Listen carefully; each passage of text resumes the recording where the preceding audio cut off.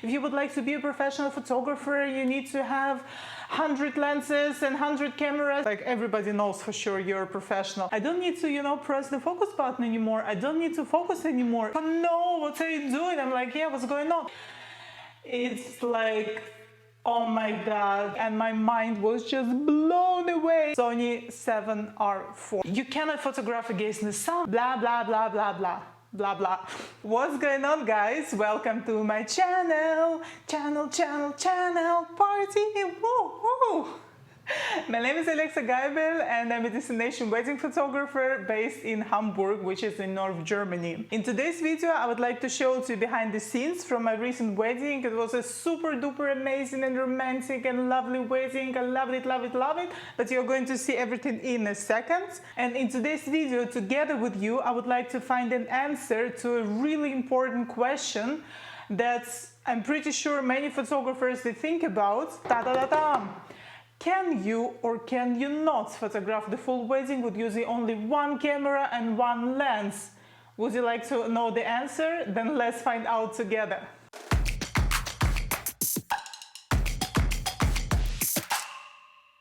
I can hear some of you thinking, oh, she's not a professional photographer if she's using only one camera and one lens. If you would like to be a professional photographer, you need to have 100 lenses and 100 cameras. You need to have for sure 70 to 100 and at least 1, 2, 3, 4, 5, 10 prime lenses. Blah, blah, blah, blah, blah, blah, blah. I hear you guys, and I was thinking exactly the same until I discovered Sony cameras. And it was a game changer for me and my mind was just blown away. Like, it's insanely good, these new cameras from Sony. I guess also from Canon, but yeah, in this video we're going to talk about Sony. Sorry Canon, sorry Nikon. This wedding I also had my old Canon cameras with me, which are Canon 5D Mark III and Mark IV, and I also had my prime lenses, which are 100mm Canon 2.8, 50mm Canon 2.2, 1.2. 1.2, I'm a professional photographer, and I also had the Tamron zoom lens 24-70, which is okay lens, but I'm not that excited about this lens, sorry Tamron. But I have to tell you guys, my new Sony I. For some reason I cannot really remember its name, like I don't know. Let's repeat together with me, Sony I. I hope I did it correctly. So my new Sony camera together with the Sigma R2470, they're so good. So at this wedding I even didn't have a need to take my other cameras and other lenses out of my bag, because Sony for sure outperformed my old Canon cameras. So what's so great about Sony? Based on my experience, I photographed around 7 or 8 weddings with this together with the Sigma R2470. And I didn't have any regrets, like 0 regrets that I made this switch. I'm super duper happy. I'm actually regret a little bit that I didn't do it earlier, because like Sony Alpha 3, I believe it's maybe already 4 years on the market. By the way, if you would like to see the full backstage video from this beautiful wedding with my guidance of the couple, you can see exactly how I was taking the pictures, then please click on this link. It's going to be in German though, but you can turn on the English subtitles.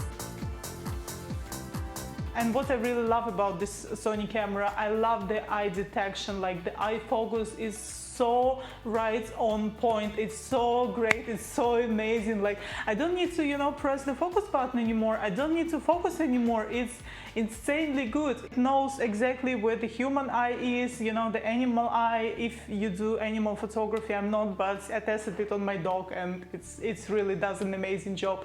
So it's like makes my life so much easier. I can be in the moment, I can interact with the couple instead of, playing with all the settings, adjusting the settings, thinking about the focus, then your finger is always tired, you're like, I can't take it anymore, it's so heavy. And plus, of course, the Canon cameras, my old Canon cameras, they're super heavy, especially if you use like 24-70 lens or 70 to 100, they're really heavy. And if you have a flash on top, then I couldn't move my arms anymore, after the wedding day. And the Sony cameras, they're much lighter, they're much smaller, they're lighter, I love the design.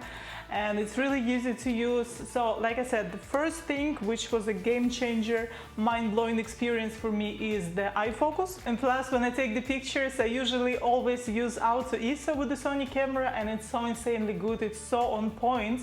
So it's like the only thing I need to change is the shutter speed and aperture, you know, based on the environment, if I would like to have a nice bouquet or not. It depends what I'm doing, what kind of picture I'm willing to take. So it's like Auto ISO, 95%, it does an amazing job. The pictures until 5000 ISO, they're grainless, which is also super cool if you photograph, you know, inside, or maybe you have a dark reception, so it's like insanely good. Autofocus ISO, and also what was a game changer for me is a live view. With the Sony, you change all your settings, you adjust the settings, and then you can see exactly on the screen how the final picture is going to look like. It's like, oh my god, you know, especially if you have a situations as a wedding photographer, you know, for sure you have a dark reception, then the couple goes outside, you know, the guests are waiting, they're throwing confetti and stuff, and then you have like just really a couple of seconds to do a test shot, to check your settings, you know, to adjust the ISO, shutter speed and aperture based on the new environment. But with the Sony camera you don't have to do it. First you have Auto ISO, then the camera changes its everything for you, and then you can see exactly on the screen. I don't even need to be taking the test shots anymore. Back in the days it was, yeah, just wait a second, let's do a test shot.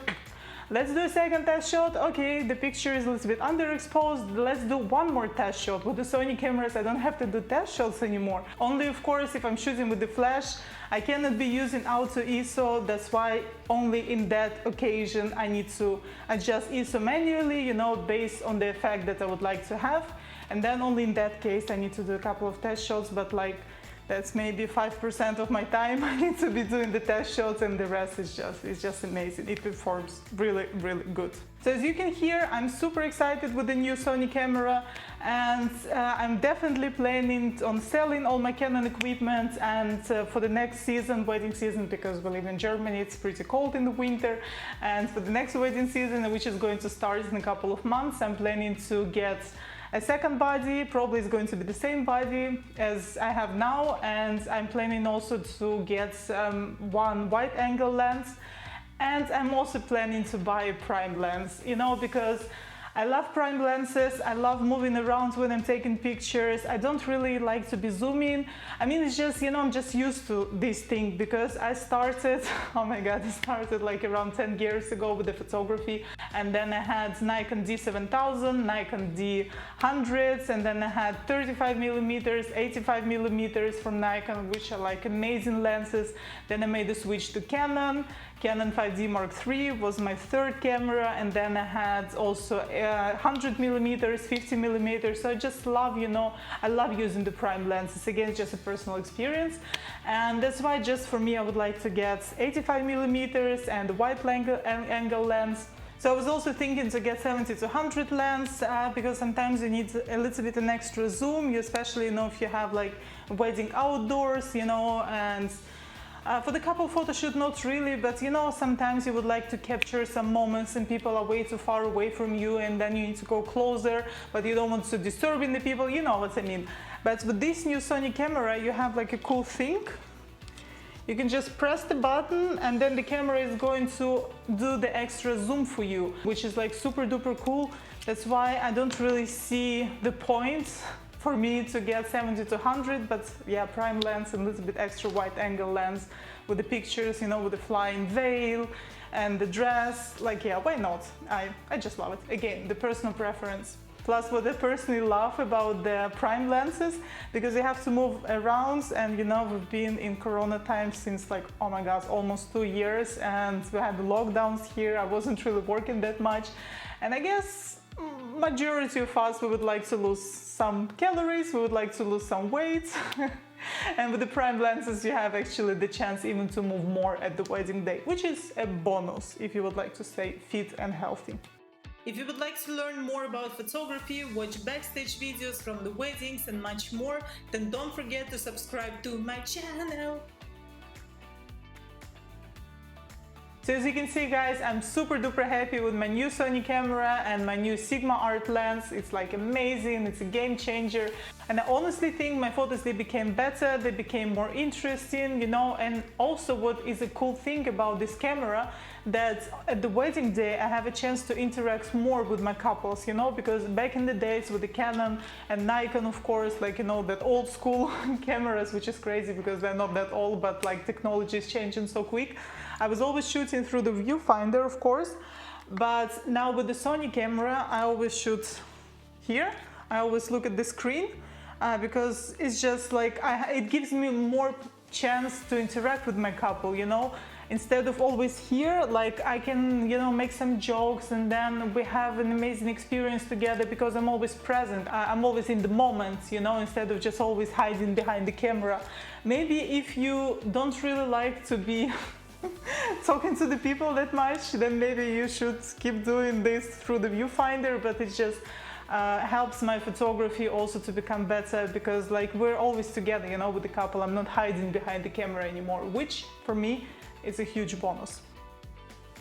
So let's talk now about why I'm so duper excited about the Sigma art lens and why I photographed this whole wedding content with Sony and the Sigma.